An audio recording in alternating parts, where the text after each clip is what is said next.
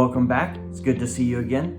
And I hope that you've enjoyed the opportunity to listen to several of our experts here around Cladville and on the Transformation Island tour that you've taken. I know that there's been a lot of topics discussed. I hope that Wilson has been a good tour guide for you. What I'd like to do is wrap up some of that conversation. I know that we've gone through a number of different topics and that we've discussed a lot of different things. And hopefully if there's any of those topics you've missed, you'll take some time to go back and catch up on those. But when we talk about tying these together, really there's a common thread through here. And the common thread is trying to find technology solutions for your organization that will meet some of your challenges, help you to be able to bring more efficient and add value to your organization, but also to your customers and to the services that you provide. So when you look at the very base layer, we've got VMware infrastructure, which is ESXi and vCenter. Those are flagship tools that most organizations have over a decade's worth of experience with. And then immediately on top of that, we build out a foundation using VMware Cloud Foundation. And that's really exactly what it is. It's a foundation to moving cloud-like services and availability and orchestration into your environment. So with VMware Cloud Foundation, you're able to orchestrate the creation of workloads. You're able to orchestrate bringing new infrastructure and provisioning infrastructure within your environment. And so building on top of that, VMware Cloud Foundation is going to build on vSAN for software-defined storage. It's going to build on top of NSXT for software-defined networking. And again, it's going to build on top of vCenter and ESXi.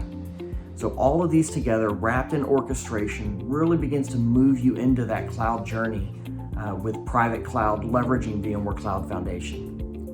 And if you take that same environment and now you move it into a fully hosted environment, you have VMware Cloud on AWS. With VMware Cloud on AWS, you're able to leverage that full VMware Cloud Foundation suite with vSAN, NSXT, ESXi, and vCenter, but it's fully provisioned for you. The infrastructure and the hardware is all maintained by AWS, and then you have the software infrastructure that's all maintained by VMware. You simply get to log in and deploy workloads. And those workloads deploy in minutes, regardless of what your wait time may be to receive and order and size and implement hardware. And with VMware Cloud on AWS, it's just a matter of minutes. The entire environment can be created, infrastructure can be added, it can grow and shrink as you need it to. And then when you look at taking that same infrastructure now, and even the option of putting it back on-prem with VMware Cloud on Dell EMC, that gives you the ability to take the entire orchestration automation and having the hardware even managed for you all by Dell EMC and the software all managed by VMware, where you still have excess hardware, spare gear that's inserted into that environment, and that you're able to deploy in a matter of minutes. So it gives you that speed, that functionality on-prem that you've learned to enjoy in the cloud with tools like VMware Cloud on AWS. And then we can step even a layer above that and we look at vRealize Cloud Suite. And there's so many offerings as part of the vRealize suite. I hope you had a chance to really take a look at some of those and to listen to that presentation. And then we always come back and we want to put a little added focus on that NSXT environment and the security that is layered in with all of these VMware environments. We can't talk enough about security. No environment is really complete if you haven't assessed your security posture and made sure that that is baked into everything that you are doing.